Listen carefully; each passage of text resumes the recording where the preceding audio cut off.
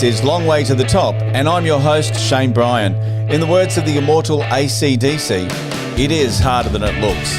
These interviews will give you a glimpse into the lives of the artists that we've sung along with, danced and rocked out to. Some go deep into their past and others celebrate their recent releases. But all of them show that regardless of who you are, it's always a long way to the top.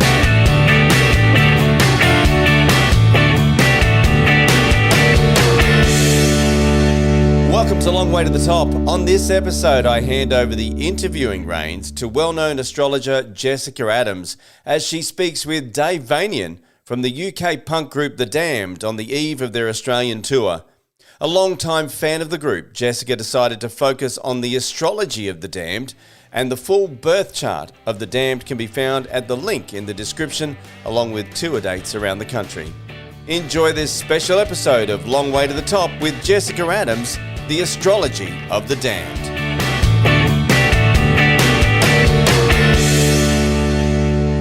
This is Jessica Adams, and I'm about to talk to Dave Vanian from The Damned about his sun sign, Libra, the strange way that fate has controlled the life of The Damned, partly because of the band's horoscope, but we'll also be looking at Captain Sensible, his rabbit collection, his Smurf wallpaper, their involvement with Mark Bolan, Dave's career as a gravedigger, and the ins and outs of life with rat scabies. I hope you enjoy it. I'm talking to you from Tasmania, where we have small Australian marsupials operating the telegraph. I wanted to ask you about a gig with T-Rex at the Bristol Colston Hall. Did you keep any of the posters? Don't know. I might have done. The thing is, what I did is I've got a bunch of thick boxes, and when I used to come off tour, I used to just throw stuff in these boxes, and that would be things like it'd be anything from a poster to the tour, itinerary to a hotel key to a menu somewhere to things that people in me, and then I ended up with a whole bunch of these, but I didn't do it forever because I'd have a whole house full of boxes otherwise. But I did do it for a while, off and on, especially in the early years. And Captain actually kept a diary. I just saw a poster for The Damned plus a disco. Tickets were 75p, and the poster is going for $198 million. Wow. Yeah, I know. It's funny because I just came across a ticket where I'd seen David Bowie in 1976 at Wembley Stadium. It was £3.50, It seems like nothing, but of course, when you work out the average wage, it was a lot more than it looked. I was going to ask you about Mark Bolan, who was born under the sign of Libra, like yourself. Now, Libra is the perfect gent in astrology. Was Mark Bolan a gentleman? I thought so. I mean, prior to us meeting him, he had a bit of a reputation of being a bit of a rock star, a bit big-headed. But I feel at the time I met him, I didn't see any of that. He was just trying to work out what was going next in his career. He was realising that things were changing. And he saw in us where it could go. So unlike a lot of that generation that kind of turned around and said this is rubbish or we don't want anything to do with this kind of stuff, Bolan could see that no, it was pure music and I want to be part of that as well. So who knows what would have transpired, if he hadn't had that tragic accident, but we'll never know. He's certainly been in partnerships in T-Rex, which Libra also is. And GQ said you were virtually married to Captain Sensible. Yeah. Well, the nice thing was because we were starting off really then. We'd only been on tour for a short time. And when we did the tour, we had one bus, and we all travelled on the bus together, and it was one big happy fan speak of two bands, and getting there, and he was at the time on a supposed health kick, and he would turn up his bright green tracksuit and run to the bus, which I think he probably came from limousine, but you know. But yeah, he got a letter. We always hear about these legendary 1970s tour buses. I imagine the smell must have been overwhelming, Dave. What of roses? Is it true that the captain kept rabbits and lived with his parents when he was in the Damned? Oh yeah, that was up till quite late. He kept his old bedroom, and then for a while he even moved in with his girlfriend for quite a while. Yeah, quite weird. And he had, I remember he had Smurf wallpaper. Amazing. He's an interesting person to be in an odd couple with, because I see you doing media together all the time. Yeah, I mean, Captain's an oddball, that's for sure. Yeah, I saw you in Brighton, and he led thousands of us singing Boris is a Wanker. Oh yeah. According to a fan, you were seen in a top hat on the M74 on the way to Glasgow. Is that true? No. This fan of the Damned says that he saw you in a top hat at Abington Services on the M74 on the way to Glasgow. Well, quite possibly, yeah. I mean, I do wear top hats occasionally, not as much as I used to, but yeah, quite possible. Sounds like me. It wasn't me; it was someone who thought. I'm not saying. A bit more on your wardrobe. Now, Rat Scabies said that he saw Sid Vicious in a gold lame jacket at the Nashville, and to quote him, he said, "We said he looks good. Then quarter of an hour later, Dave Letts walks in, and Brian James said, 'There's another one.'" What were you wearing? Well, yeah, that's how we both ended up going to be the singers in the band. Okay. Brian's words were, "He looks like a bit of a singer," whatever that means. I guess it looks like an image of my own. And it was to go to the audition, but he didn't turn up. Wow. Twist of fate. Turned up half an hour early to see who he was, because I didn't know him. And he never turned up, and then I did it, and I got the job. That. What were you singing at the audition? Well, I can't remember now. It's all stuff. I know Brian had this amazing way of doing his songs, where his guitar was really loud, as you probably know, but he would just shout in your ear in this kind of slightly American drawled voice, even though he wasn't, obviously, of how the words went, and he'd give you a bit of crumpled paper, and then you went, did the best you could with that. He liked it, that was that. Is this when you were still working in the cemetery, Dave? Yeah, it was, because there came a point where it was I had to choose whether I stay in the job I was in, making a good wage, or take less money and join the band. Is it true that you were offered management of 3 cemeteries around this time?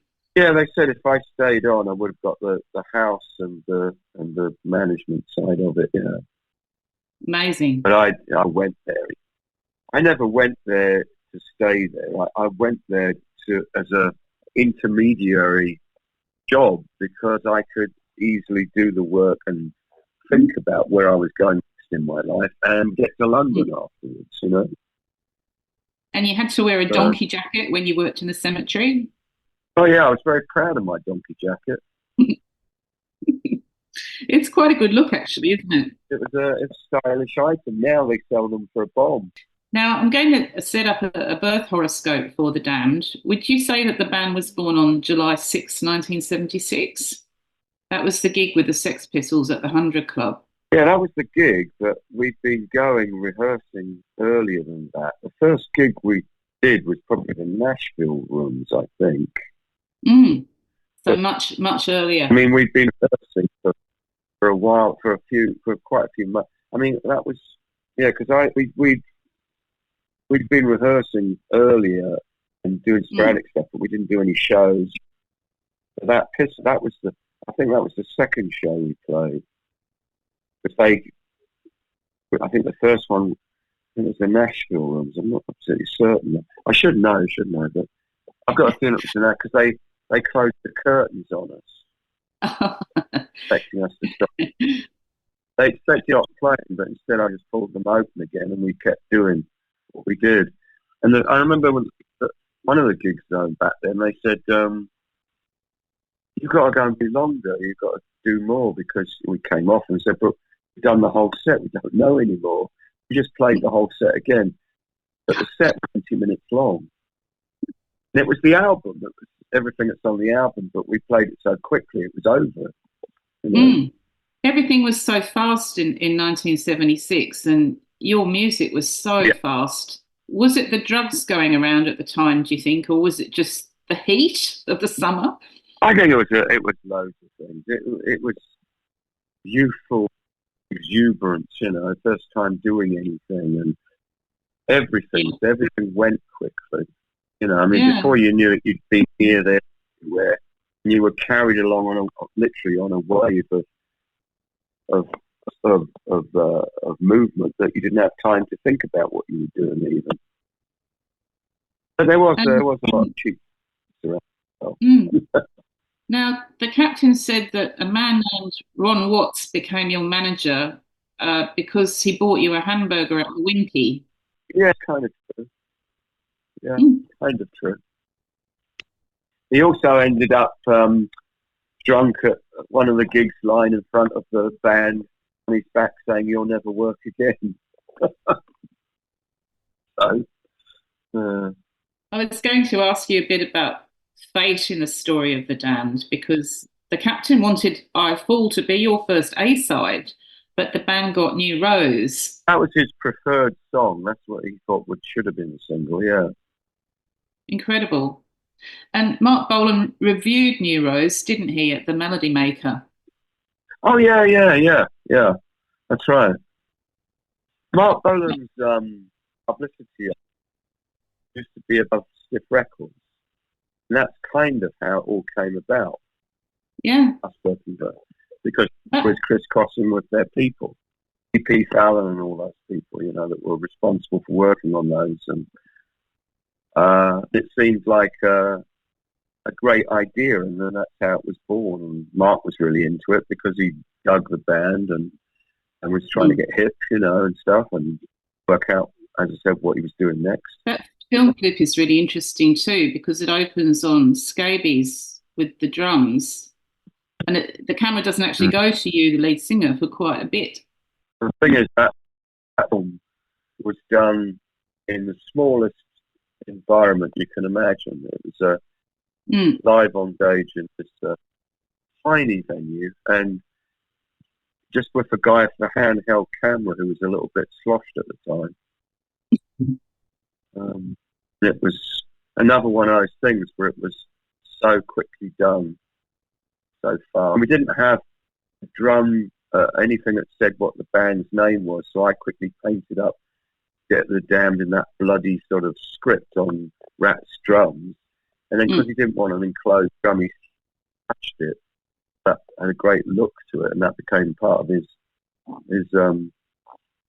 you know, thought of with Rat Scabies. That was his signature thing. But, it's so seminal, really, isn't it? But I mean, that as I said, that guy was filming. He could barely move. He was in between us on this tiny little stage. It was probably about 8 foot long or something, by about 3 feet. Is there any footage that we've not seen of The Damned tucked away? I don't know. I've often wondered if there's any outtakes in it, but I don't know even who would have that after all these years, you know. Got on, or I think 16mm. There's probably a few Polaroids somewhere, yeah. Well, things turn up on the internet that amaze me that I haven't seen from way back then, you know. There'll be nothing, and then suddenly there'll be something like that. So recently there was one of me walking down the King's Road in 1966. I've never seen in my life, you know. I don't know where it came from, but it looks very much like a professional piece of film. Yeah. I don't know. When you come to Australia, will you be filming it for a documentary or anything like that this time? No, we're just playing. Mm. Playing. I think one of the things about coming to Australia is that you get your legends catching up with you because there are so many stories. Were you pushed downstairs in a pram by a lorry driver from the adverts and you dislocated your shoulder? Is that true? I don't remember the pram. I don't know where the pram came from. We had an altercation in the hotel and it got a bit out of hand, and I was thrown across and we fell on the ground. And I just put it out with my elbow. But it was, they had to put it straight. But no, it wasn't a pram, I don't think. Here's another one. The captain's fluffy jumper was on fire in a pub and he asked you to throw beer on it and you said, "What, waste good beer?" Yeah. That's true. Affirmative. And here's another bit of the legend. On Tuesday, the 26th of October, 1976, Rat wore a Hitler mask and Bay City Roller trousers when you supported Wayne Parker. He was a big City Rollers fan. Oh, really? He did have rollers. He went to their gig at Wembley, and he went downstairs to talk to the singer, and the singer was hiding because he went out to sneak a cigarette before he went on stage.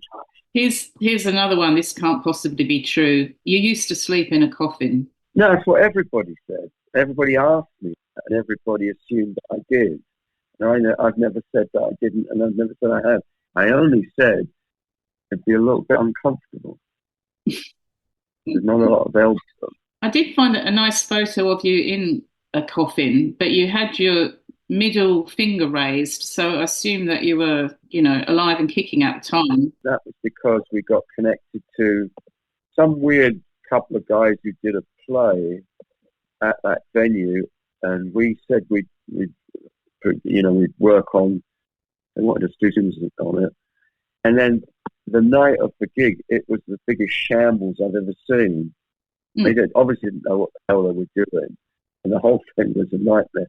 And that coffin, we went down there to do an interview for their thing, and that turned up. So I jumped in it, tried it out for size. Have you actually planned your funeral, Dave? Well, I've already seen my own funeral at the Royal Albert, the Palladium, rather. Well, maybe one last question. If you're going to have music at your funeral, would you have Bela Lugosi's dead? No. Wish me luck as you wave me goodbye, perhaps. Cheerio then, Dave. All right. Cheerio. Nice to talk to you. Bye-bye. Hit plus or follow to subscribe to the podcast, and head over to Facebook at The Long Way to the Top Podcast and give us a like. Keep on rocking, and I'll catch you on the next episode of Long Way to the Top.